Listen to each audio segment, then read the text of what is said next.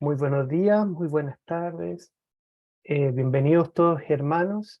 Este es el estudio del compendio de la doctrina secreta, una actividad dirigida por el hermano Gaspar Torres, colaborador de Crotona.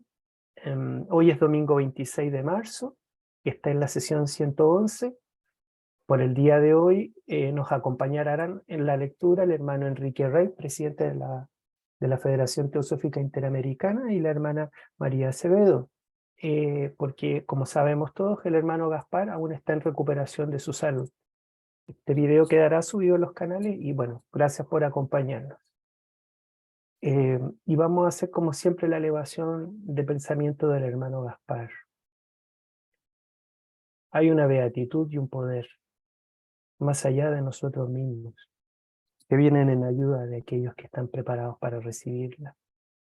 Volvámonos hacia aquellas grandes fuentes de las cuales emanan incesantemente la fortaleza y la inspiración para todos los que, olvidando el yo, están dispuestos a aprender y a compartir sin reservas.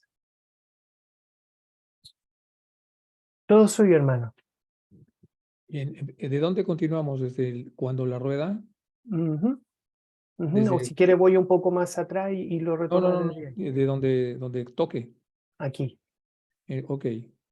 Bueno, pues buenos días a todos. Yo voy a estar media hora nada más porque estoy en España, ya que lo comentaba al inicio de la rueda y luego me va a cambiar, ahí no me acuerdo quién me Hermana va a cambiar. María María Acevedo. Luisa.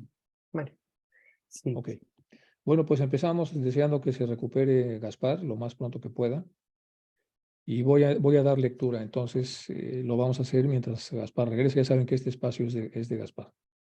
Cuando la rueda corre con la velocidad ordinaria, sus extremidades, o sea, los polos, se acomodan con su círculo medio, que es el ecuador, es decir, la parte central. Cuando ella marcha más lentamente y oscila en todas direcciones, prodúcese un gran desorden en la superficie de la Tierra.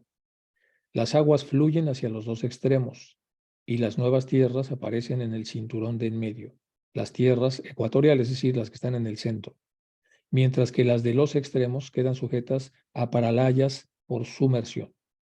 Bueno, pues lo que estamos viendo acá, ya conocemos algunos de los términos que aquí se están empleando. Lo que está diciendo es cómo se mueven las masas continentales en función de esta rueda. Y hay dos formas entonces de entender el movimiento de la rueda, según lo vemos ahora. Es la rueda cuando corre a la velocidad ordinaria, es decir, en orden. Las extremidades, que son los polos del planeta, se acomodan con su círculo medio, que es el ecuador, la parte del medio de la manzana o naranja o la rueda.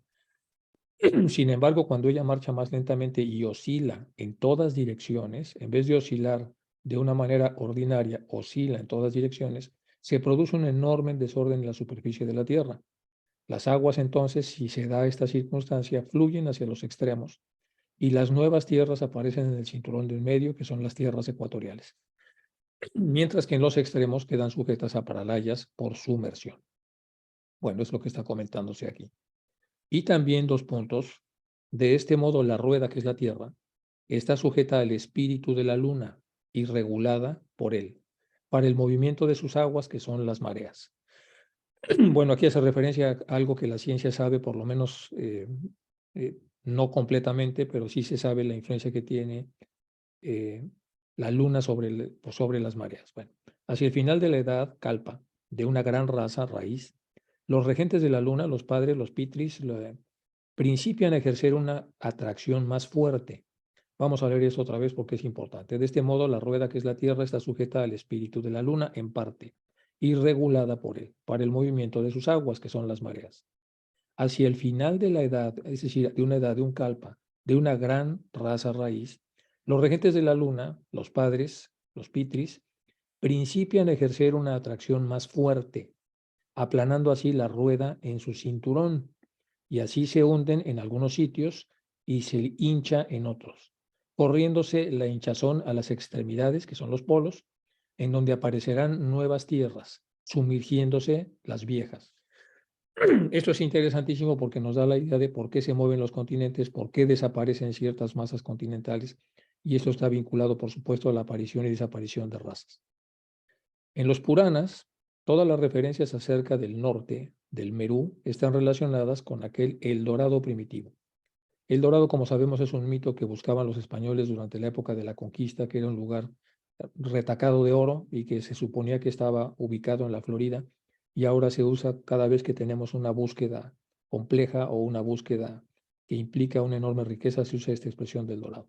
Entonces, en los Puranas, todas las referencias acerca del norte del Merú están relacionadas con aquel El Dorado primitivo. Ahora, región del Polo Norte, que cuando la magnolia florecía en donde ahora vemos un desierto de hielo, sin fin e inexplorado, era entonces un continente. Lo que está comentando acá es que ahora, lo que ahora es la región del Polo Norte, fue en algún entonces una magnolia floreciente. Sin embargo, ahora de esa magnolia floreciente solo vemos un desierto de hielo sin fin e inexplorado, por el movimiento que previamente se ha explicado. Entonces, pero aquello era en aquel entonces un continente. La ciencia de hace 150 años, habla de un antiguo continente que se extendía desde Spitzbergen hasta el estrecho de Dover. Dover, como sabemos, es el puerto que está en el sur de Inglaterra. Es el puerto más importante que conecta con el sur, con la parte entonces occidental de Francia y con el norte de España. Perdón, la doctrina secreta enseña que en los primeros periodos geológicos, estas regiones constituían un continente en forma de herradura, uno de cuyos extremos, el oriental, mucho más al norte que el Cornwall del norte, incluía a lo que ahora es Groenlandia. Y en el otro se contenía el estrecho de Bering, como un trozo de tierra interior, y descendía al sur en su orientación natural hacia las islas británicas, que deben de haber estado en aquellos días precisamente debajo de la curva inferior del semicírculo, entendiendo que estamos hablando de una herradura, no de un círculo, por eso es un semicírculo. Este continente se elevó simultáneamente con la sumersión de las partes ecuatoriales de la Lemuria. Edades más tarde, reaparecieron algunos restos de esta Lemuria sobre la faz de los mares. Por lo tanto, aun cuanto pueda decirse, sin apartarse de la verdad, que la Atlántida está incluida en los 7 grandes continentes insulares, puesto que la cuarta raza atlante llegó a poseer algunos de los restos de la Lemuria y estableciéndose, a ver si puedo subir un poco y estableciéndose, perdón, en las islas, las incluyeron en sus tierras y continentes. Sin embargo, debe hacerse una diferencia y darse una explicación cada vez que se presente obra y se haga un relato más exacto y más completo. Algunos atlantes tomaron también posesión de esta manera de las islas de Pascua, y de ellos, habiendo escapado al cataclismo de su propio país, se establecieron el resto de la Lemuria, pero solo para aparecer en él al ser destruido en un día por fuegos y lavas volcánicas. Eso es muy importante, es muy interesante, es una explicación entonces del movimiento de tierra que ha tenido, que ha ocurrido en el planeta Tierra, dependiendo de las razas que los han habitado, y la explicación pues es muy concisa y muy concreta. También nos habla de los cataclismos, de los que ya se han hablado en otras partes de la doctrina secreta. Bueno, la Hermano, ciencia en aquella época también, rehúsa sancionar la extraña hipótesis de que hubo un tiempo en que la península India, la India, en un extremo de la línea y en Sudamérica en el otro, se enlazaban por medio de un cinturón de islas y continentes. La India de las edades prehistóricas estaba doblemente unida con las dos Américas, las tierras de los antecesores de aquellos a quienes Amiano Marcelino llama los brahmines de la India superior, se extendían de las de Cachemira hasta muy dentro de los ahora desiertos de Shamu. Un hombre a pie partiendo desde el norte podría haber llegado casi sin mojarse a los pies de la península de Alaska, por la Manchuria, a través del futuro Golfo de Tartaria, las Islas Kuriles y las Aleutianas. Bueno, ya sabemos geográficamente a qué se está refiriendo aquí. Cachemira en el norte de la India, más en combinación con lo que ahora es Pakistán, y luego tenemos lo que es la caminata más larga del mundo que en la actualidad puede hacerse, e incluiría en este contexto cosas que en la actualidad ya no existen. Entonces, un hombre partiendo desde el norte podría haber llegado casi sin mojarse los pies a la península de Alaska. por la Manchuria. Manchuria es la parte norte de China y la que colinda con Mongolia a través del futuro Golfo de Tartaria, las islas tártaras, las Kuriles y finalmente las Aleutianas, que es una sucesión de islas que salen de Alaska y que prácticamente tocan al continente asiático. Entonces, eso es lo que está aquí comentando el compendio de la doctrina. Mientras que otro viajero provisto de una canoa y partiendo del sur podría haber ido desde Siam, el famoso Golfo de Siam, cruzando las islas polinesias y penetrar caminando, no sé si puedan subir un poco y penetrar caminando en cualquier parte del continente de Sudamérica. Bueno, supongo que está hablando desde la parte hiperbórea, después la parte lemúrica, que cubrían prácticamente todo lo que es ahora el Océano Pacífico. En la época en la que estamos tratando, el continente de la Lemuria se había dividido en muchos sitios, formando nuevos continentes separados. Sin embargo, ni el África, ni las Américas, y menos aún Europa, existían en aquellos días. Ojo, una declaración importante, no existía África, no existían las Américas y tampoco existía Europa. Pues dormían todas ellas todavía en el fondo de los mares. Y ni tampoco había, es que si cuando subrayas, como que me distraigo mucho, hermano, cuando subrayas las letras, Oca, perdón, no lo vuelvo no a sé si hacer, puedas buscar gracias. otra forma de Sí, pasarlo hacia abajo, porque se me va toda la concentración. ya, hermanito, Voy a no, no regresar más. entonces Sin Sí, embargo, ni dale. el África, ni las Américas, y menos aún Europa, existían en aquellos días, pues dormían todas ellas todavía en el fondo de los mares. Esta es una manera alegórica y poética de expresarlo. Dormían en el fondo de los mares, esperando que a través de los movimientos que ya vimos que se explicaban al inicio de esta charla, pudieran emerger ellas como nuevos continentes, mientras otros podrían entonces desdoblarse y moverse hacia el fondo de los mares. Ni tampoco había mucho en el Asia actual, pues las regiones chis y malayicas estaban cubiertas por los mares, y más allá de ellos se extendían las hojas de loto de Sveta Dwipa. Los países llamados ahora Groenlandia, Siberia Oriental y Occidental, y el inmenso continente que una vez reinó supremo sobre los océanos Índico, Atlántico y Pacífico, consistía entonces en enormes islas que iban desapareciendo gradualmente una tras otra hasta que la última convulsión se tragó los restos. La isla de Pascua, por ejemplo, pertenece a la primera civilización de la tercera raza. Un levantamiento volcánico repentino del fondo de los mares hizo reaparecer a esta pequeña reliquia de las edades arcaicas que hoy puede visitarse y, como lo sabe el hermano Cuevas, pues pertenece obviamente al país donde él ha nacido. Después de haber estado sumergida con los demás, intacta, con su volcán y estatuas, los famosos gigantes, durante la época Champlain de la submersión polar del norte como testigo presente de la existencia de la Lemuria, dícese que algunas de las tribus australianas son los últimos restos de los últimos descendientes de la tercera raza. Entonces ya lo sabemos, en Rapa Nui hay toda una historia que conocer respecto a la tercera raza raíz. Perdón, en este periodo es donde debemos buscar la primera aparición de los antecesores de aquellos a quienes denominamos los pueblos más antiguos del mundo, que se llaman hoy respectivamente los arios indios o los indoarios, los egipcios y los persas más antiguos por una parte y los caldeos y fenicios por la otra. Ellos fueron gobernados por las dinastías divinas. Ojo, importante y lo pone en mayúscula. Estos pueblos antiguos fueron gobernados por dinastías divinas. Esto es por reyes y regentes que solo tenían del hombre mortal la apariencia física. Solo tenían del hombre mortal la apariencia física. Según esta era, entonces, pero que eran seres de esferas superiores y más celestiales que nuestra propia esfera, lo será de aquí a los largos manvántaras hasta que vayamos en el largo ascendente.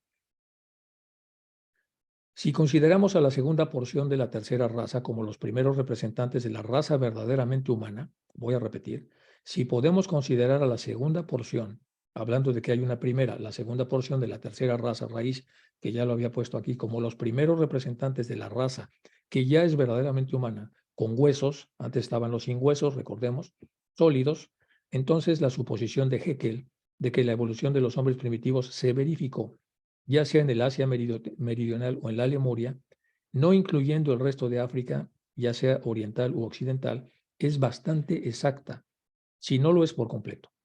Para ser exacto,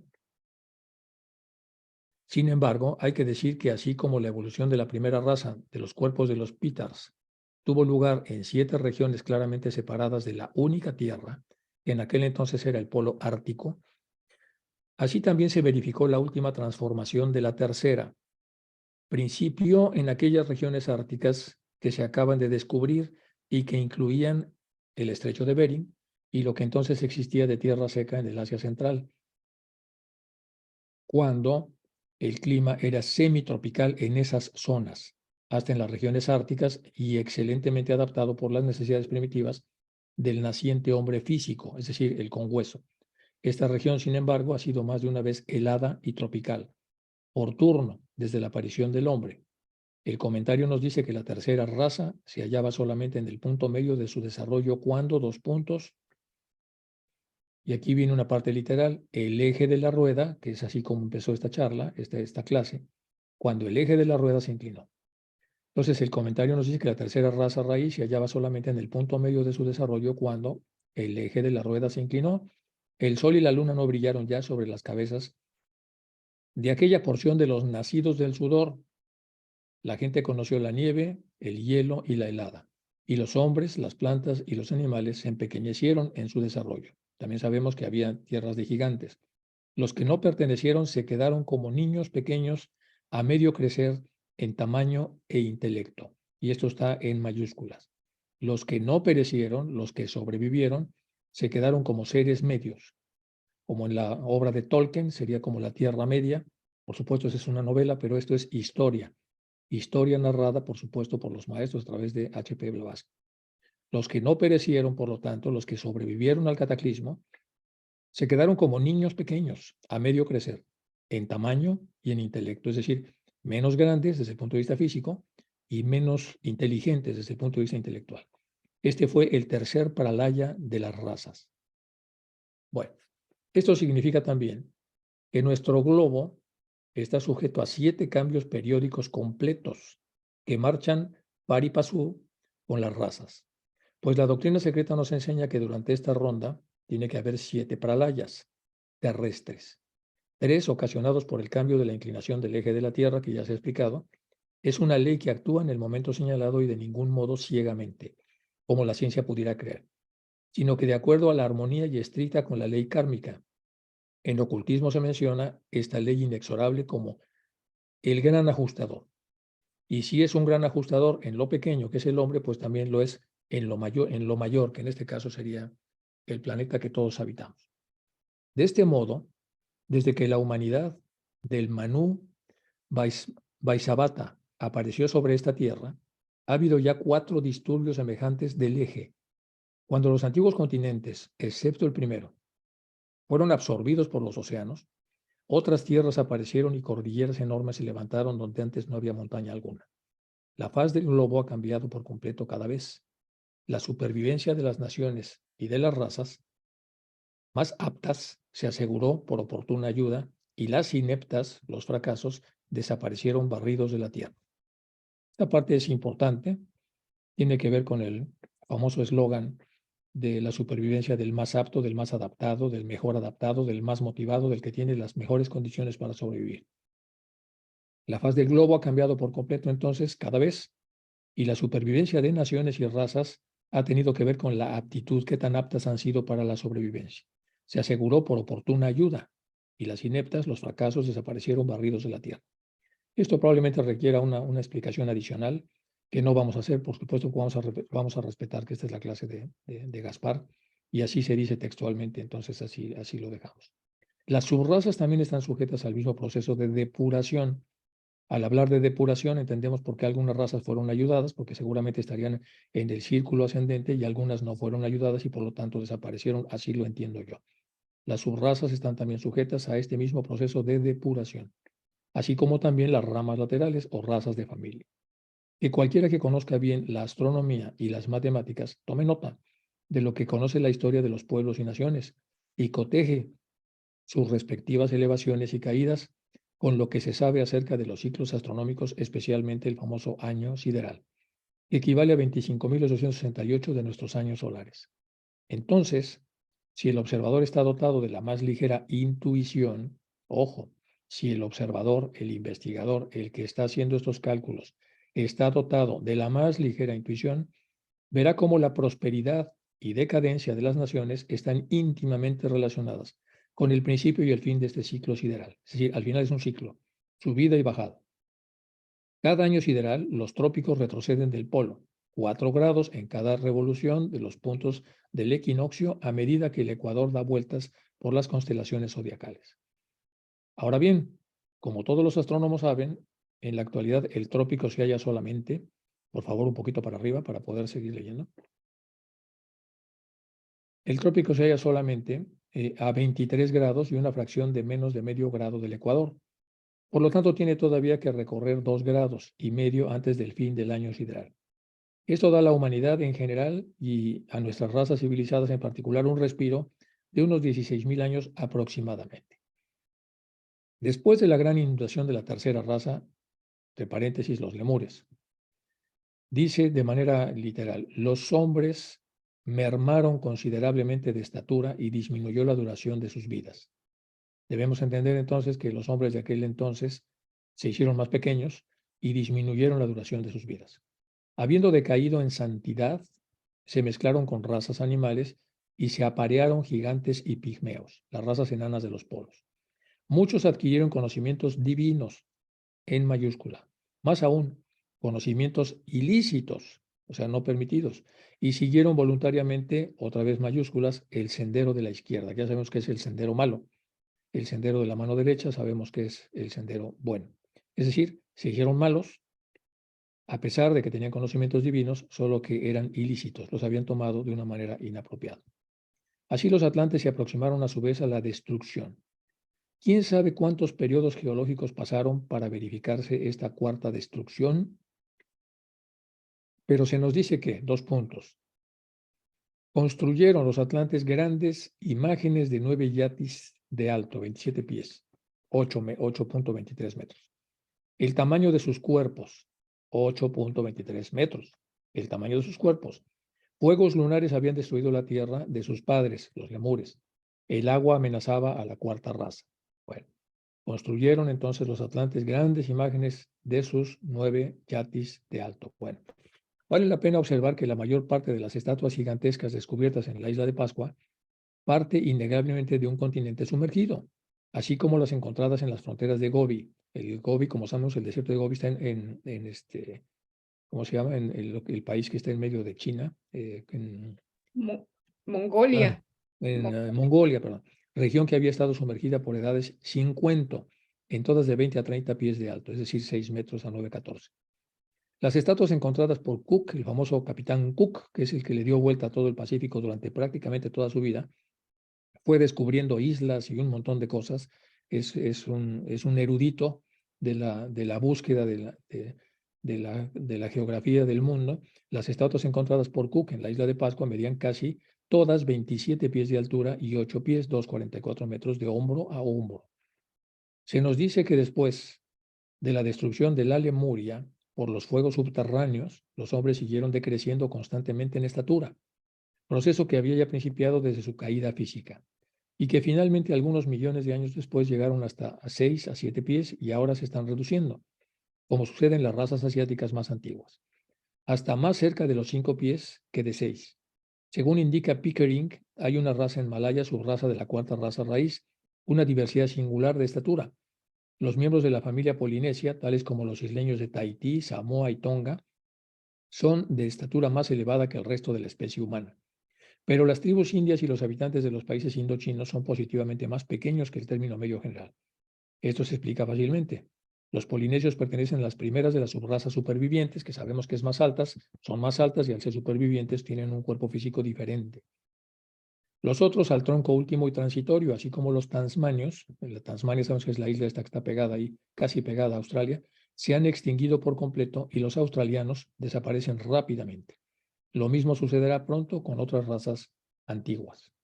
Bueno, déjenme ver cómo vamos, 5 minutos más y le paso la estafeta. Bueno, el hundimiento y transformación de la Lemuria principió cerca del Círculo Ártico, lo que hoy es Noruega. Y la tercera raza terminó su carrera en Lanka, o más bien lo que se convirtió en Lanka entre los atlantes. El pequeño resto conocido ahora como Ceilán es la tierra alta septentrional de la antigua Lanka, que es lo que se llamó Sri Lanka. Entonces, mientras que la enorme isla de ese nombre era, en el periodo lemuro, el gigantesco continente ya descrito. Era un gigantesco continente y quedó reducido a una isla, Lanka, que fue durante mucho tiempo Sri Lanka y ahora, bueno, fue Ceilán, perdón, y ahora es Sri Lanka. Bueno, ¿por qué no han de tener presentes vuestros geólogos que bajo los continentes explorados y sondeados por ellos pueden existir ocultos en lo profundo de los insondeables, o más bien no sondeados, más que insondeables, lechos de los mares? Esta es una bellísima descripción. No es lo mismo insondeables, que es algo que no se puede sondear, que más bien no sondeados, es decir, que sí se puede, pero no se ha querido o no se ha podido hacer. Bien, los no sondeados lechos de los mares, otros continentes mucho más antiguos, cuyas capas jamás han sido exploradas geológicamente y que pudieran algún día echar completamente por tierra sus presentes teorías. ¿Por qué no se ha de admitir que nuestros continentes actuales han sido ya como la Lemuria y la Atlántida sumergidos varias veces y han tenido un tiempo de reaparecer otra vez y sostener a sus nuevos grupos de humanidad y civilizaciones? Y que al primer gran levantamiento geológico en el próximo cataclismo de la serie que ocurre, desde el principio al fin de cada ronda, nuestros continentes que ya han sufrido la autopsia se sumergirán reapareciendo las Lemurias y Atlántidas otra vez. Y bueno, esto es entonces una referencia que puede leerse en el budismo esotérico. Y voy a leer el último párrafo antes de pasar la estafeta. No obstante, los mismos continentes, por supuesto, pero en este punto hace falta una explicación, no hay que crearse confusiones acerca del postulado de una Lemuria septentrional. La prolongación de aquel gran continente en el Océano Atlántico del Norte no destruye en modo alguno las opiniones tan extendidas acerca del sitio de la partida Atlántida. Y lo uno corrobora lo otro. Hay que observar que la Lemuria, que sirvió de cuna de la tercera raza raíz, no solo abarcaba una vasta área de los océanos Pacífico e Índico, sino que se extendía en forma de herradura más allá de Madagascar, una de las islas, como sabemos, que están pegadas a África, en torno al África meridional. Entonces, mero fragmento de un proceso en formación a través del Atlántico hasta Noruega, el gran depósito inglés de agua dulce llamado Walden, que todos los geólogos consideran como la desembocadura de un anterior gran río, es el lecho de la corriente principal que se desaguaba a la Lemuria septentrional en la edad secundaria. La existencia real de este río en otro tiempo es un hecho científico. El profesor Berthold Seemann no solo admitió la realidad de tan enorme continente, sino que consideraba a Australia y Europa como partes en otro tiempo de un continente corroborado así que toda la doctrina de la herradura ya enunciada. Es decir, este profesor Berthold Seemann de alguna manera corrobora lo que ya se había dicho respecto a la doctrina de la formación en herradura de esta parte de tierra. No puede darse una confirmación más sorprendente de nuestros acertos que el hecho de que la elevada cordillera, entre mayúsculas, de la cuenca del Atlántico de 9.000 pies de altura, 2.700 metros, que se extiende por las 2 o 3 millas del sur hasta un punto aproximado de las Islas Británicas, tuerce primeramente hacia la América del Sur y luego cambia casi en ángulo recto para continuar en una dirección sudeste hacia la costa africana. Desde donde se lanza hacia el sur, hacia el Tristán de Acuña, esta cordillera es resto de un continente atlántico, y si se pudiese seguir más su dirección, establecería la realidad de una unión de una herradura submarina con un continente de tiempos pasados en el Océano Índico. Y aquí dice, véase el mapa formado por los sondeos del Challenger y del Dolphin en el libro Atlantis, de Antediluvian World de Donnelly, en la página 47, que es un libro que merece mucho la pena leer y que puede bajarse de internet de manera gratuita. Y aquí voy a ceder entonces a la persona que va a sucederme para que pueda continuar con la lectura. Ha sido un placer poder estar haciendo esta lectura y esperamos que se recupere lo más pronto posible nuestro hermano Gaspar. Muchas gracias a todos y le paso entonces la batuta a la persona que va a... Gracias, hermano Enrique. Muchas María gracias por Luisa, su es María buena Luisa, ¿verdad? lectura. Bueno, Sí, María, sí, María muchas gracias. Acevedo. Gracias, Gracias. Enrique. Gracias a ustedes, hasta luego. Adelante, hermana, cuando usted quiera. Sí, puedes subir. Voy a subir. Sí, sí. Gracias. Ajá. Y como ni soy Gaspar ni soy Enrique, vamos entre todos. Así que estén pendientes. La parte atlántica de la Lemuria fue la base geológica de lo que se conoce generalmente por Atlántida, pero que debe más bien considerarse como un desarrollo de la prolongación atlántica de la Lemuria, que como una masa de tierra completamente nueva, levantada para atender las exigencias especiales de la cuarta raza raíz. Yo pregunto, ¿eso quiere decir que cada continente que se levanta tiene las exigencias especiales de la cuarta raza raíz, de la raza a que va a acoger? Eso es lo que dice ahí, creo yo. ¿Qué ustedes creen? Pueden levantar la mano, hermanas y hermanos, si quieren dar su comentario a esta pregunta, a esta reflexión. Por mi parte, sí, hermana, yo lo interpreto igual que usted, algo parecido. La hermana, adelante, hermana Magali, y después, hermana Ángel. Polanco y Ángela, sigan. Ahora abrí el micrófono. Tenemos entendido que cada continente, cuando viene una raza nueva, siempre, por las lecturas que hacemos, siempre vemos que ha habido un movimiento de tierra y como una tierra nueva se presentará para ese gran proceso. Eso es lo que he entendido las veces que he leído. Puedo estar equivocada, pero creo que es así. Gracias, Magali. Ángela. Bueno, yo me corrigen o, en fin, no sé, voy a dar mi idea de lo que yo he entendido. Si ustedes se recuerdan lo que estaba leyendo Enrique, en realidad son dos continentes, Lemur y Atlántida, y se hundieron en su respectivo momento cuando fue el momento adecuado. Y como dice allí, lo dicen los maestros en una de las cartas, volverá a reaparecer la Lemuria y la Atlántida. O sea que nosotros, este continente, digámoslo, apareció, como decir, para nosotros, pero después, cuando este se hunda, va a aparecer de nuevo la Atlántida y la Lemuria.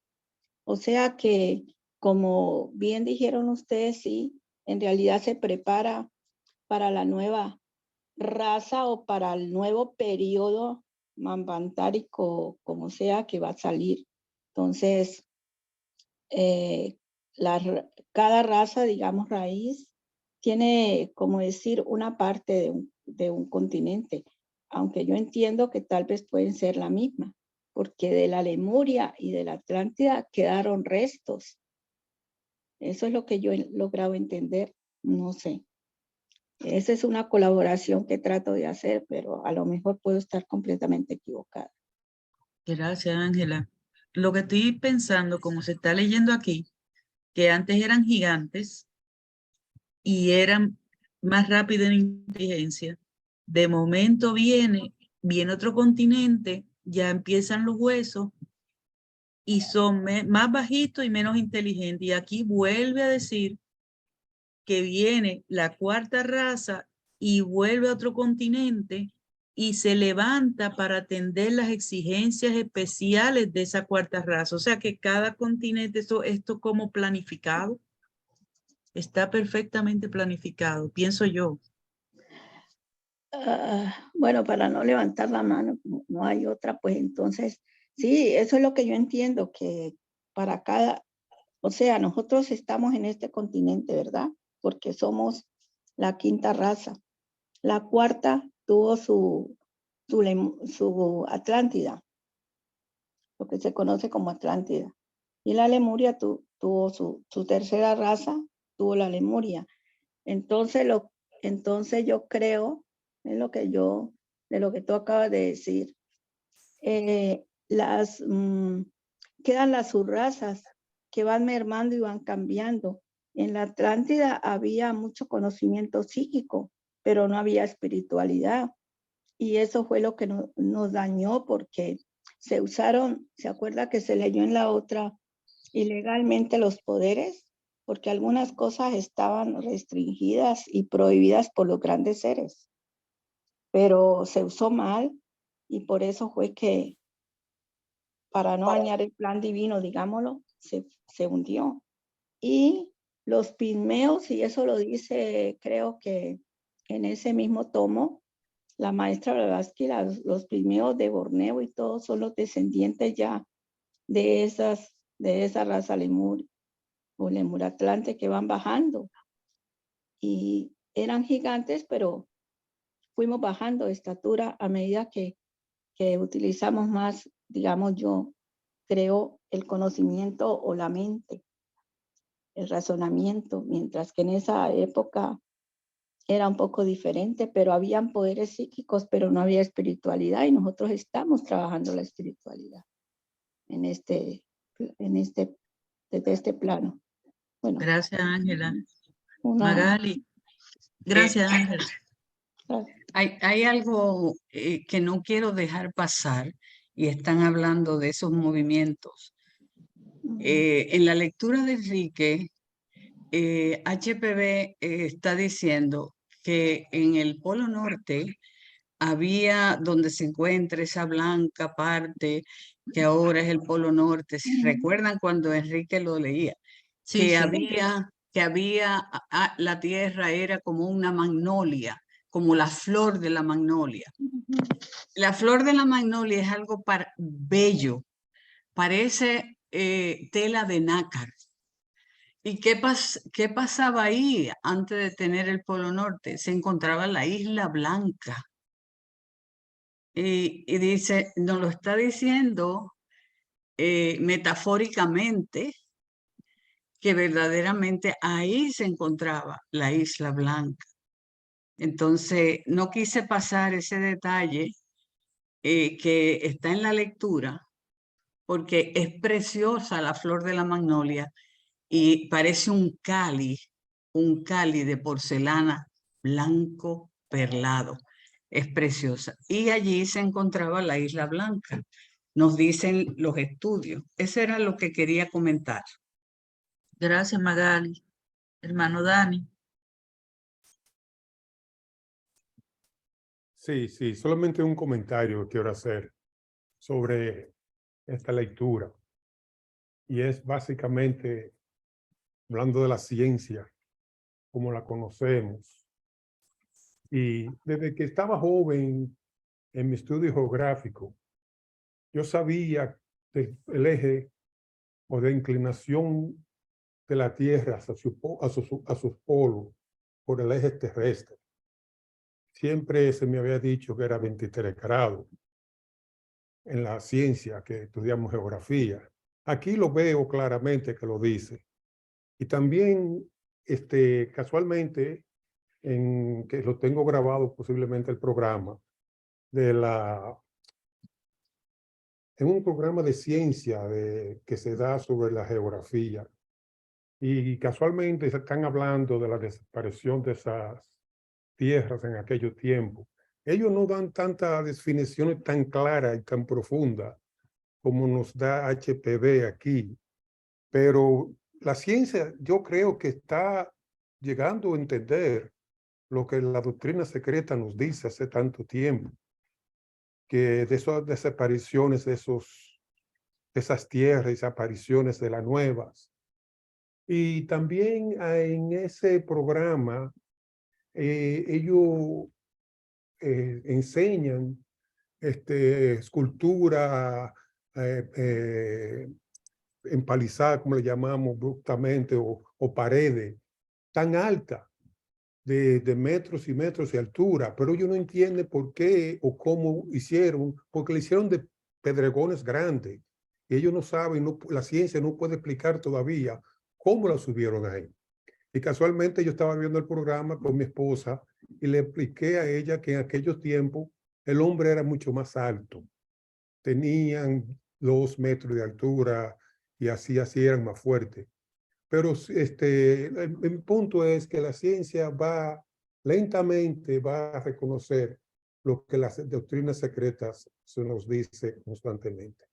Solamente eso quería traer aquí. Muchas gracias. Gracias, Dani. Inclusive, ella da tantos detalles del año platónico, de cómo se conjuga con las razas, cómo se conjugan con los diferentes cuerpos, con los diferentes continentes, y inclusive hasta sus características. Todavía a la ciencia le falta mucho, porque hasta dice de los 4 grados que cambian esos polos. Bueno. Exactamente, María. Perdóname, Sí. exactamente, María. Y los pralayas, que la doctrina secreta nos dice que han pasado ya. Y los cambios de 4 grados por cada pralaya. Eso es bien interesante. Me tiene precisamente muy pensando profundamente sobre ese show que vi. Exactamente. Muchas gracias, María. Gracias, hermana Patricia. Hola, muy buenas tardes a todos.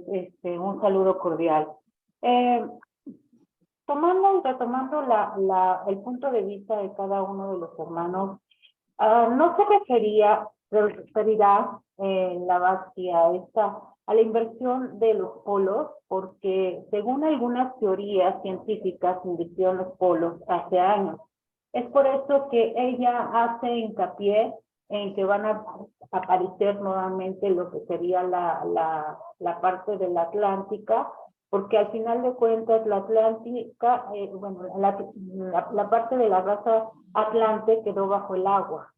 Y al volverse a invertir nuevamente el polo, es donde van nuevamente a surgir. Bueno, eso es lo que yo pienso. Gracias. Gracias, Patricia. Bueno, hermana Ángela.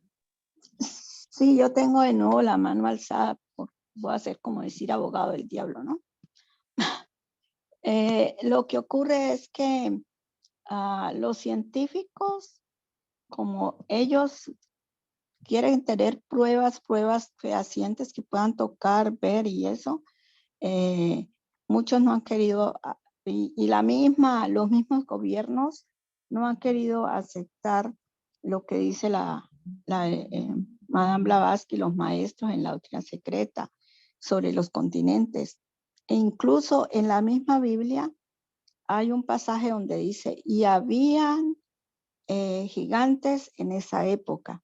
Yo vi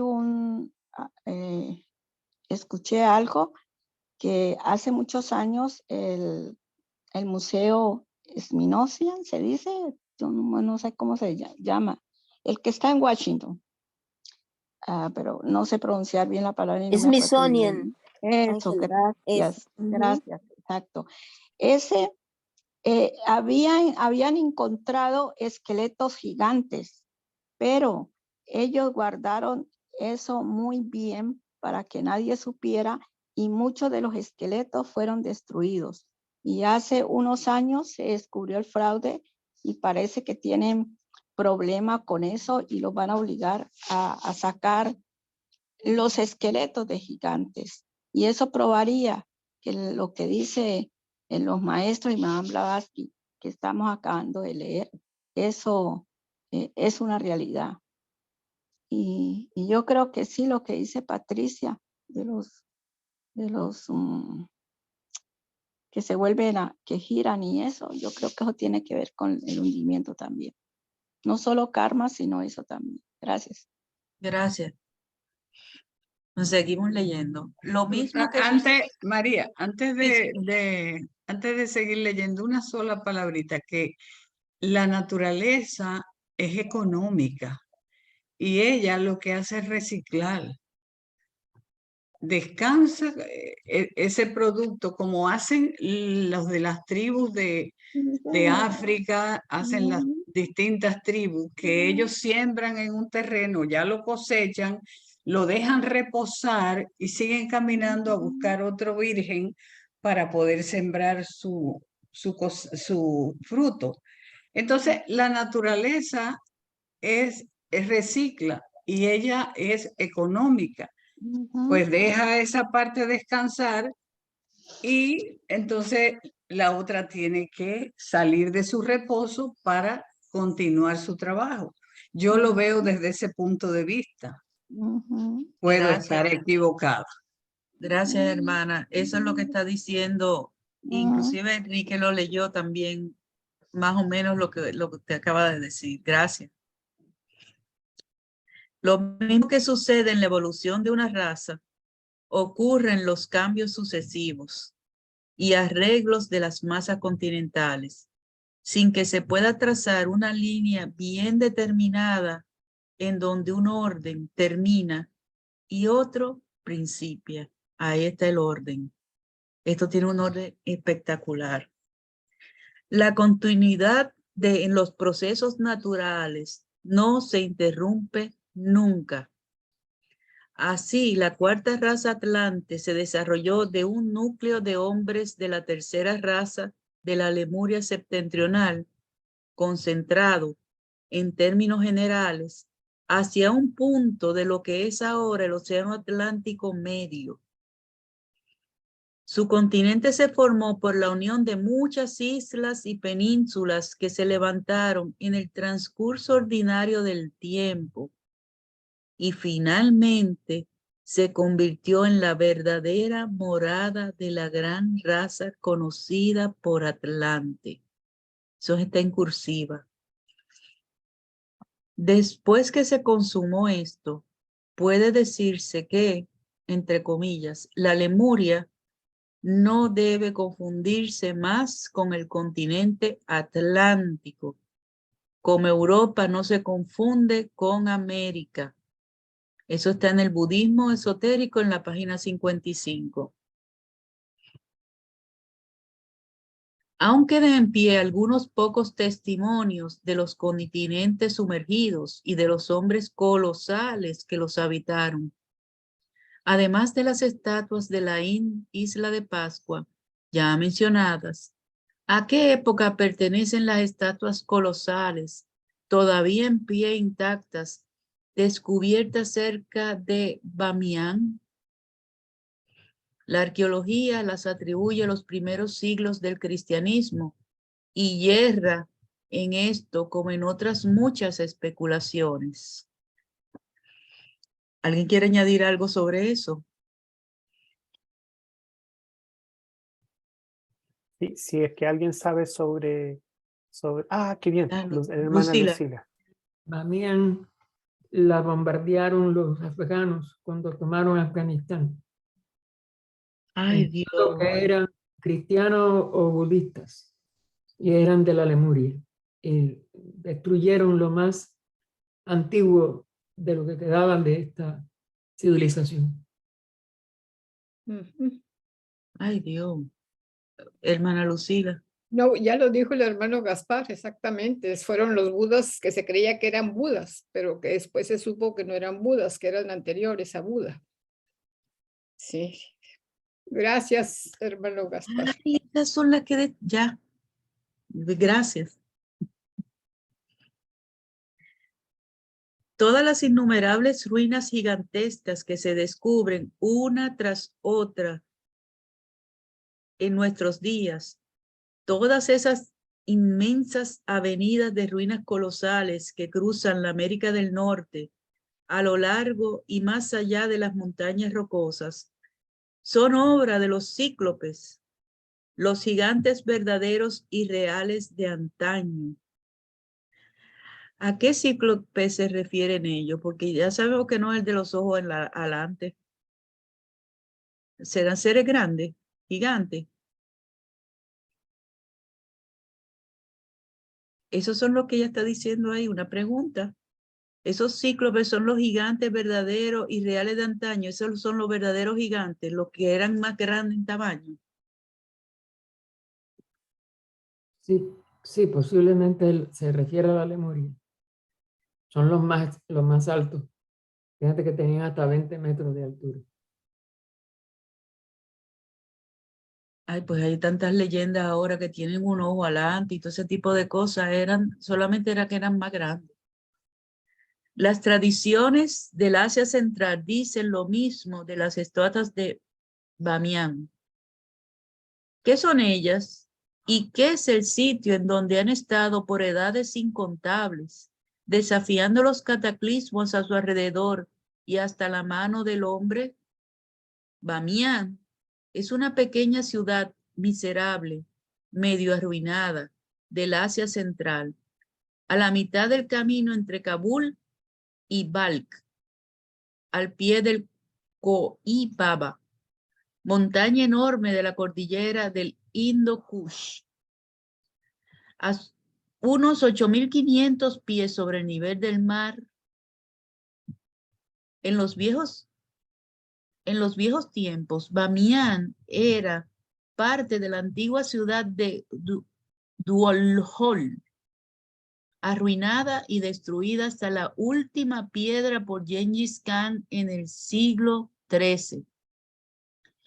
Todo el valle está cercado por rocas colosales, llenas de cuevas y grutas, en parte naturales y en parte artificiales, que fueron una vez las moradas de monjes budistas que habían establecido en ellas sus viharas. ¿Alguien me dice que son viharas o viharas? Viharas. Que habían establecido en ellas sus viharas. Si alguien puede buscarlo por ahí en algún diccionario y nos puede ayudar, porque a veces esas palabras se pierden en uno. Creo que era monasterio o algo así budista, pero el glosario debe tenerlo. Aquí les leo una parte, dice hermanos. Vihara generalmente se refiere a un monasterio budista para renunciantes budistas, principalmente en el subcontinente indio. Tal como decía el hermano Gaspar. Gracias, hermano. Gracias. Frente a alguna de estas cuevas se han descubierto 5 estatuas enormes que se consideran como del Buda, o más bien han sido redescubiertas en nuestro siglo, pues el famoso viajero chino Yao Wen-Zhang dice haberlas visto cuando visitó Bamián en el siglo VII. Los arhats y ascetas budistas encontraron las 5 estatuas y muchas más que ahora están destruidas. 3 de ellas, que estaban de pie en nichos colosales a la entrada de sus moradas futuras, fueron cubiertas con yeso, y sobre las estatuas antiguas modelaron otras nuevas que representan al señor Tágata. Pero las 5 estatuas son obra de los iniciados de la 4ª raza, quienes después de la sumersión de su continente se refugiaron en los desiertos y en las cumbres de las montañas de Asia Central. Así pues, las 5 estatuas son anales imperecederos de las enseñanzas esotéricas respecto de la evolución gradual de las razas. María Luisa, mira, aunque no levanté la mano, pero esas últimas que está hablando la hermana, la maestra Blavatsky, fueron destruidos por los comunistas. Gracias. Yo creo que aquí hay algo muy importante. ¿Alguien tiene algo que decir sobre lo que dice? Son anales imperecederos de la enseñanza esotérica respecto de la evolución gradual de las razas.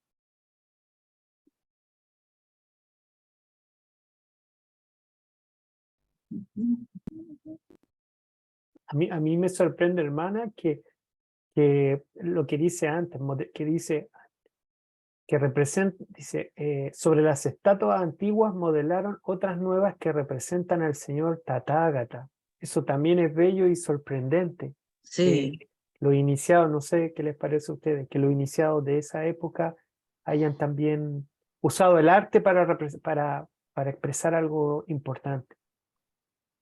Es que el Tágata es así como lo llamaban los maestros, lo llaman al Señor, nuestro Señor, el Tágata, o sea, el Buda. Entonces sí representaban y estaban, según allí por algún lugar dice Mahan Blavatsky, que también representaban esas tres estatuas, las tres razas que habían en ese entonces. O sea, Oh, y esas fueron destruidas. Sí, pero aquí está hablando de que aquí está hablando Sí. del tiempo, cómo ha ido pasando, ¿verdad? Porque estaban estas Claro. estatuas que venían desde la cuarta Desde esa época. raza, de la cuarta raza. No existía nuestro Buda todavía, ¿sí? eso es lo que iba a preguntar. Sino que le pusieron el yeso encima y la imagen del Tathagata, que es el Buda, ¿no? Sí, claro. O sea, adecuaron esas esculturas que vienen de los atlantes a una cultura ya de la época cuando lo hicieron, que también es, Sí, ahí, tienes habla razón. ahí habla de Gengis Khan o de los mongoles, de cuando entonces es el paso del tiempo, como las cosas, así lo entiendo yo, a veces se van modificando y se van adecuando a las nuevas culturas. Sí, Lucila, yo entendí eso, pero gracias. Lo que traté de decir era que el Tágata que habla allí es el mismo Buda, el señor Buda. Así se le conoce como Tathagata. Sí, exacto. Pero sí, habían unas estatuas que yo vi el reportaje que lo destruyeron y eran referentes a las razas antiguas y eran gigantes y lo destruyeron. A eso me referí.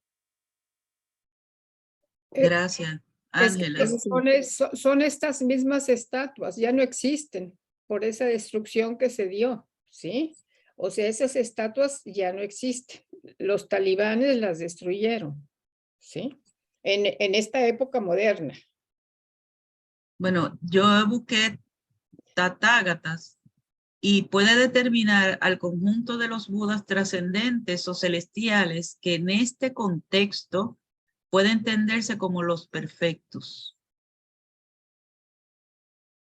O sea, que es como dicen, como estaban diciendo ahora mismo, este es un Buda anterior. Eso quiere decir que ese era un Buda de la raza anterior y ahora el Buda que conocemos de esta raza. Quizá el hermano Gaspar quiera compartirnos algún pensamiento. Está muy bueno lo que comenta hermana María Luisa. Sí, claro.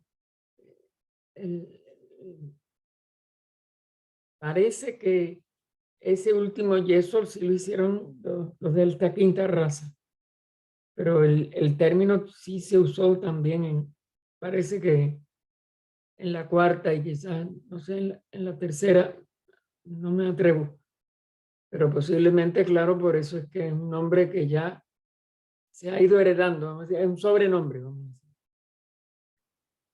Ahora, los últimos lo aplicaron al Gautama, que es mucho más moderno y que no tiene que ver con la antigüedad, obviamente, de esas estatuas.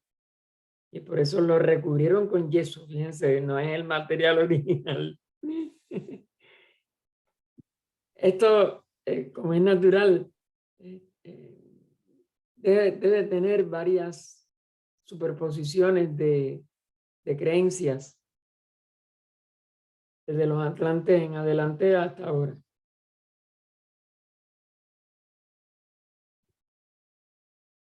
Gracias, Gaspar. Una pregunta, ¿seguimos? Estamos en la hora, no sé, siempre hacen después de esta lectura unas reflexiones finales, ¿verdad? Sí, una pregunta y respuesta. Ajá. Adelante Después de la entonces. invocación a la unidad de cierre. Ok, hermano, entonces, ¿podría usted cerrar, por favor? No, Gracias. abrí, el que abrió que cierre, por favor. Ok, voy a cerrar entonces. Hay una beatitud y un poder, más allá de nosotros mismos, que vienen en ayuda de aquellos que están preparados para recibirla. Volvámonos hacia aquellas grandes fuentes de las cuales emanan incesantemente la fortaleza y la inspiración para todos los que, olvidando el yo, están resueltos a aprender y a compartir sin reservas. Paz paz, paz a todos los seres.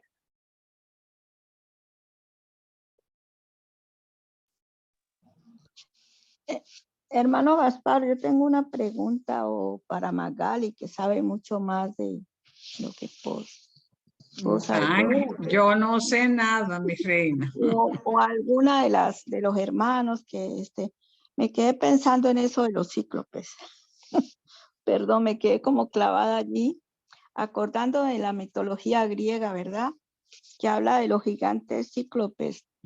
Y entonces, eso tendrá relación con la glándula, o el tercer ojo que llaman, y que luego pasó a hacerse en los dos ojos. O sea, ahí yo me gustaría saber algo sobre eso, si se puede, claro.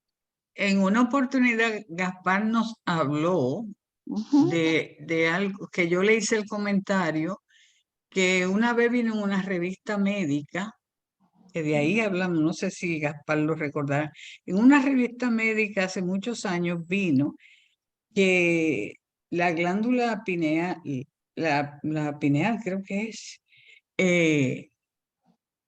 los médicos habían investigado sobre ella y era de la misma sustancia de la retina del ojo. Decía así el artículo. Eso fue lo que más le llamó a Polanco la atención y lo compartió conmigo. Y entonces una vez se lo comenté a Gaspar, que estábamos dando esa clase y que probablemente pertenecía a una raza que fue el proceso de la evolución, y quizás ya ese ojo se había introducido a esa parte interna de nosotros. Pero quizás Gaspar tiene una memoria de elefante, puede acordarse mejor de lo que hablábamos en ese momento, que era parte de la doctrina secreta. Sí, Magali, y otra cosa, en una de estas... Suena muy lógico, Magali, lo que acabas de decir. Y pues a mí me parece bien, gracias por la respuesta, pero si el hermano quiere decir algo más, pues sería muy bueno. Sí, hay una cosa que también leímos en el compendio, que Gaspar corrija, que el tercer ojo no estaba en el centro de la frente, sino que estaba atrás. Ese famoso tercer ojo. El hombre de doble cara. Tal vez yo no vi esa clase, sí. Bueno, sí, qué bien, ya está. Pues yo creo que para mí la respuesta está clara, gracias.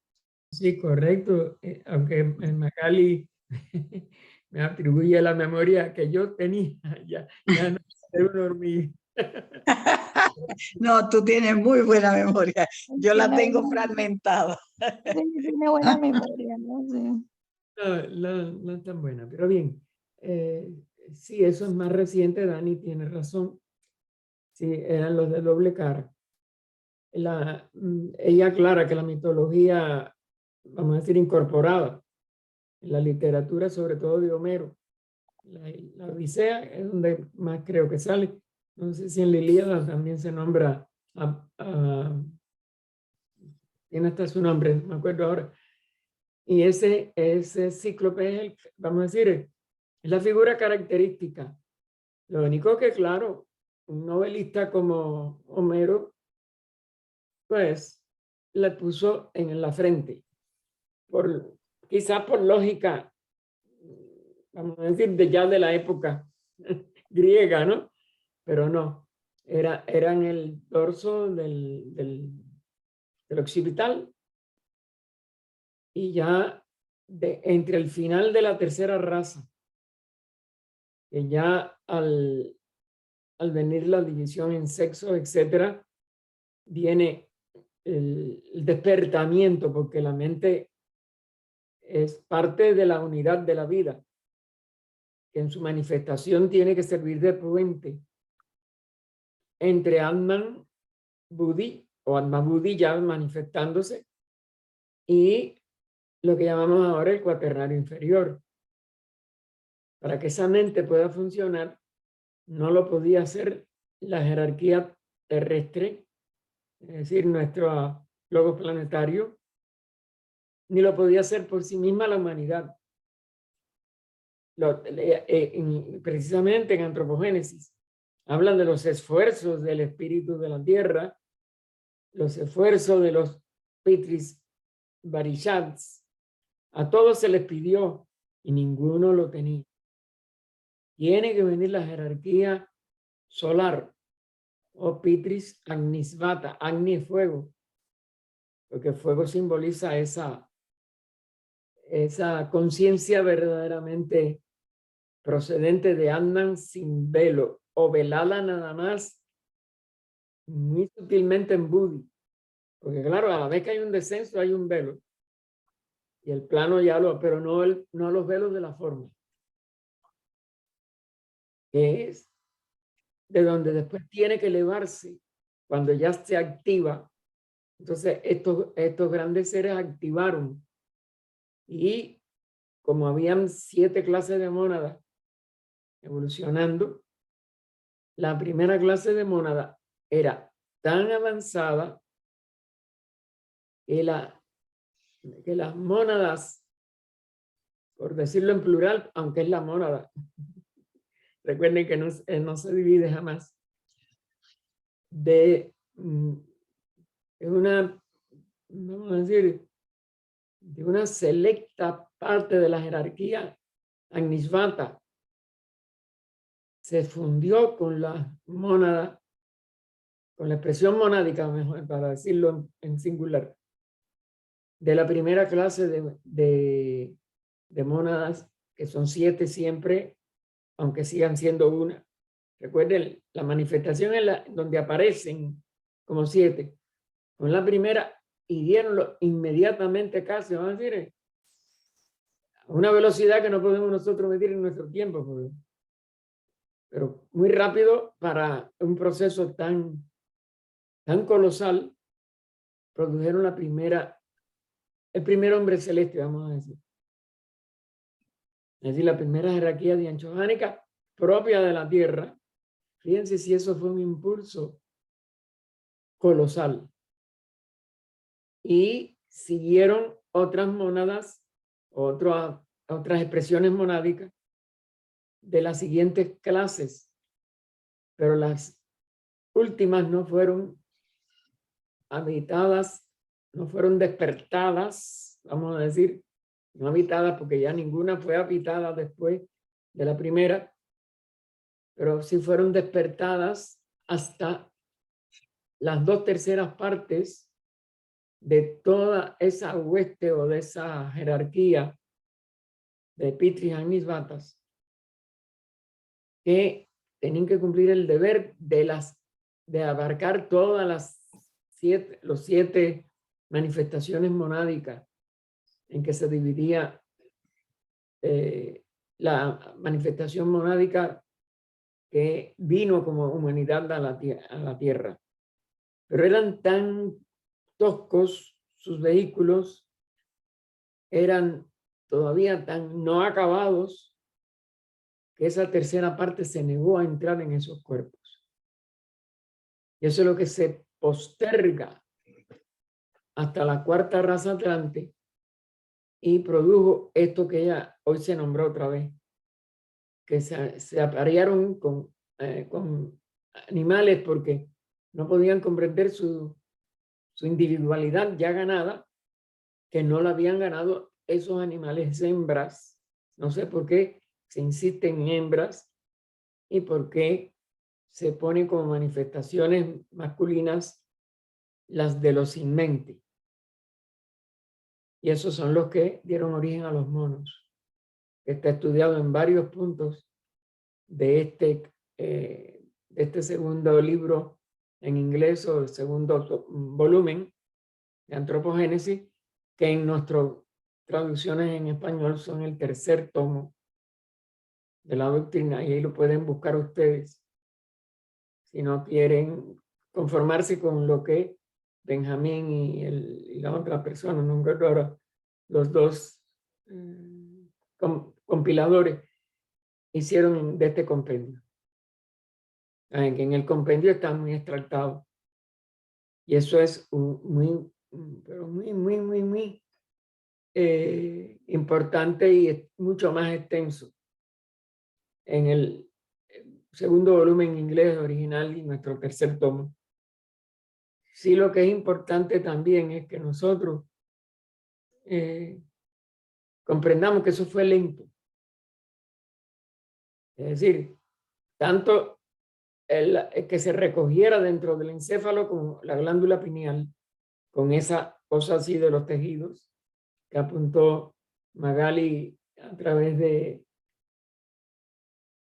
su esposo, del hermano Polanco, que él como médico enseguida se dio cuenta de la importancia de aquella afirmación en un artículo científico. Y no sé si la ciencia ha hecho algo más después de ese artículo que él nos citó y pero lo que sí es, tiene que ser de la misma calidad. Porque el tejido que se especializa en visión, aunque sea visión psíquica primero, psíquico-física ya al final, y por eso se pierde esa visión, y es que la cuarta raza, entonces nada más que tiene, por ser incapaz de desarrollar al nivel nuestro actual, y aún nuestro nivel actual no es de toda la humanidad, una mayor expresión del intelecto. Y es por eso que la cuarta raza queda tan fuertemente atada al psiquismo que nosotros hemos ido heredando de las civilizaciones humanas que no se degradaron, que pudieron pasar a la quinta raza en una vez que adquirieron el quinto sentido, porque físicamente es lo que también muchos teólogos mismos no entienden. El cambio físico ya nada más que lo señala explícitamente en el pase de la primera a la segunda raza. Pero si ustedes leen con cuidado y lo dejan bien clarito, se dan cuenta que el primer paso de toda transformación de una raza a otra tiene que empezar por lo más bajo, por lo físico. ¿Y cuál es lo que distingue una raza de la anterior? El sentido adicional. La primera raza tuvo, y hay un cuadrito de ella de todo, al inicio de la segunda raza en antropogénesis. La primera raza nada más que tuvo el tacto. Los otros yo no me acuerdo bien el orden, así que me perdonen, mi memoria no es tan buena. Pero ya la segunda raza se establece cuando ya todos los cuerpos físicos tienen el segundo sentido. Y ese es el primer cambio que va a abarcar a toda la humanidad. Sea cual sea su expresión como expresión monádica en la evolución, es decir, de la segunda, de la tercera, de la cuarta, de la quinta, de la sexta o de la séptima clase. Eso está bien explicado por Lee Peter en la vida interna. Porque en la doctrina a veces, la verdad que habla en un lenguaje que nos deja a veces atónitos. Y esa es la gratitud que tenemos que tener a los primeros discípulos de ella y del maestro, porque Annie Besant y Lee Peter lo fueron también del maestro. No del mismo maestro de ella, pero eso no tiene importancia. La jerarquía es una unidad y la función es la que se expresa en los 7 rayos. Y dentro de cada rayo, cada adepto sigue dando un aporte único que no repite ningún otro adepto, pero siguen siendo una unidad. Otra de las cosas que nuestra mente no puede del todo así realizar. Y entonces, las que quedaron sin mente, en la cuarta raza cometieron todos estos disparates, pero ya tenían la división de sexo, lo cometieron como el pecado, el primer pecado sexual, no el pecado original de Adán y Eva, aunque lo simboliza. Y son los monos que de aquí al promedio de la quinta ronda, tenemos que los que estemos vamos a decir, ya al menos con este nivel intelectual de conocimiento, tenemos que luchar por tratar de contribuir a que puedan pasar otra vez a cuerpos humanos. Que tiene que ser precisamente no degradándolos a que sigan deseando animales hembras. El sexo tiene todas estas dificultades por esa situación de las manifestaciones monádicas. Entre la tercera y la cuarta se degradaron por no haber despertado la mente, y los responsables son esa tercera parte de los Pitris Agnisvatas que se negaron a entrar y después entraron a regañadientes, como lo que se conoce, nada más que a despertarle la cabeza cuadrada, frase que usa ella, búsquenlo también para que se den cuenta. Y es también parte de este descontrol sexual que hay en momentos en que ya muchas personalidades, porque es la personalidad la que se confunde, confunden el sexo en que encarnan, lo quieren cambiar, o se dedican a la homosexualidad desenfrenada, etcétera, etcétera. Y es falso de que tienen que reeducarse o que tienen que hipnotizarse o que tienen que cambiarse el cuerpo. Tienen que entrar en sí mismos y comprender que en esta encarnación no les corresponde hacer sexo. Pero eso es muy difícil en el materialismo actual galopante. Es lo que más o menos se nos... Vamos a decir, tratamos de explicar, porque también ahí los teósofos tenemos un gran deber. El poder comprender y el poder convencer al ser humano de que no resuelve con hormonas, con eso, lo que hacen es deformar todavía más y esconder su descontrol. Esconderse a sí mismo, ¿no? Su descontrol. Que lo único que tienen que hacer es controlarse. Pero abusar con hipnosis o con tratamiento de cualquier tipo materialista, lo único que hace es complicar más esa encarnación. Es a lo que sí, los teósofos debemos de contribuir. Contribuir con compasión, pero también con instrucción. Al que pida la instrucción, tampoco la podemos imponer. La teosofía no se puede imponer, hermano, en ningún nivel. Adelante. ¿Alguien más que tenga alguna pregunta o quiera compartir un pensamiento de Sí, este bello estudio? Yo ¿Quién? vi que Patricia tenía una mano levantada. Ah, Perdón que ella diga si todavía sigue. Sí, tenía una pregunta. La primera, bueno, en referencia a lo de Ángela, en la Biblia está lo que sería un pasaje en donde David le gana a Goliat, que era precisamente un cíclope, en donde tenía su tercer ojo, y precisamente le dio en el tercer ojo y murió, ¿no? Para poder asumir su reinado. Y la siguiente, quisiera ver si me pudieran contestar algo. Normalmente cuando pasa de una raza a otra, por inconsciencia, muchas personas destruyen vestigios de esa raza existente. Una parte es por lo que sería ignorancia, pero la otra he sabido que es porque no quieren que nosotros o que la siguiente raza reconozca los vestigios que tuvieron ellos. ¿Me podrían contestar esa pregunta? Gracias.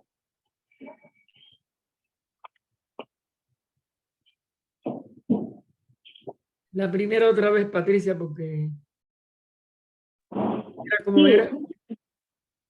Es que lo que sería de una raza a otra, normalmente mucha gente inconscientemente destruye los monumentos o todo aquello que esa raza construyó a través de su época, ¿no?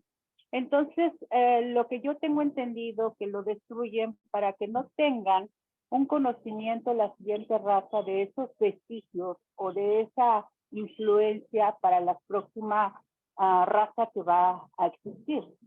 Esa es mi pregunta. Bueno, quizás el karma lo permita por eso, pero de todas maneras, estas destrucciones se dan siempre en ciclos como el actual, es decir, en el Kali Yuga, en donde predomina la barbarie otra vez por decadencia de la raza en cuestión, que es lo que puede llevar hasta el hundimiento de parte del continente o grandes o cataclismos que preceden al cataclismo final. Porque claro, como dije ella, quedan unos 16.000 años aún para la subraza.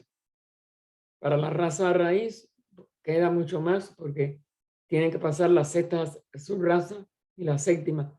Pero nuestra quinta subraza, aunque no se va a destruir completa como la gente teme ahora de la Tercera Guerra Mundial, pero sí puede haber mucho daño si la ignorancia sigue llevándonos a la violencia.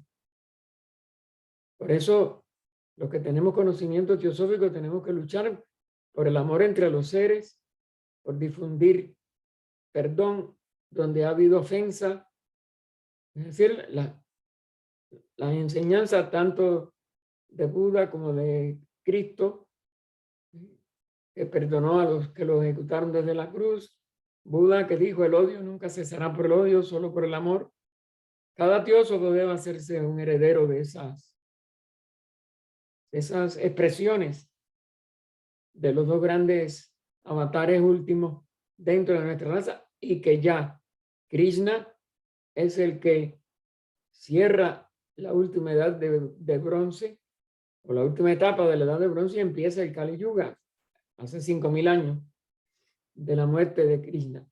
Y Jesucristo que ya en pleno Kali Yuga da eso. Eso tiene que ser tomado por todo estudiante serio de verdadera espiritualidad. Si queremos vivir una vida espiritual, tenemos que estar difundiendo esta norma, que es lo único que puede suavizar, aunque en realidad no podemos tener un exceso de esperanza, sino que debemos nada más que lo que HPV también en una parte de esta obra misma de la doctrina nos dice, y creo que son en las enseñanzas orales, por mucho que arrecie el Kali Yuga, cada ser humano que entre en las enseñanzas verdaderas de la espiritualidad puede entrar en sí mismo para crearse, porque es una creatividad, un estado de yuga de oro que estimule el que la raza pueda pasar totalmente por cada uno de los que hagan esta, vamos a decir, esta transformación en sí mismo, ir transformando nuestras personalidades. Y entramos internamente en una edad de oro, aunque afuera todavía continúe el Kali Yuga, porque claro que un ser humano no va a vencer a la ignorancia de casi el 99% de nuestra humanidad. Adelante con la otra, Patricia, mía. No, nada más era esta. Muchísimas gracias. Buenas tardes. Gracias a ti, mijita. Sí, hola, hermano Gaspar. Y cuando mencionaste la cabeza cuadrada, se refiere a la cabeza olmeca, que es del precalásico medio del sureste del estado de Veracruz, aquí en México, porque son unas cabezas colosales de unos 2.4 metros o 3.6 metros de altura. Eso me llamó la atención, gracias.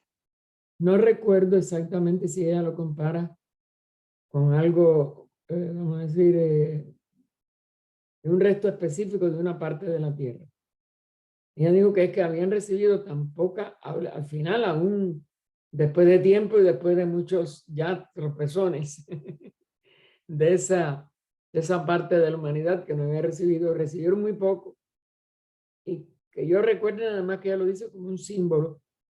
Quizás sea eso, hay que ir a antropogénesis y buscarlo para ver si ella se está refiriendo específicamente a un símbolo de una de las partes de los antiguos habitantes de América, en este caso.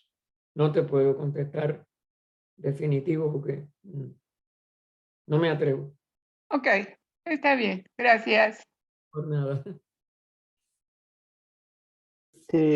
Para terminar, no sé si va a pasar la hermana Lucila el aviso de la Orden Teosófica de Servicio. Ya la pasé. Ya está. Muy bien.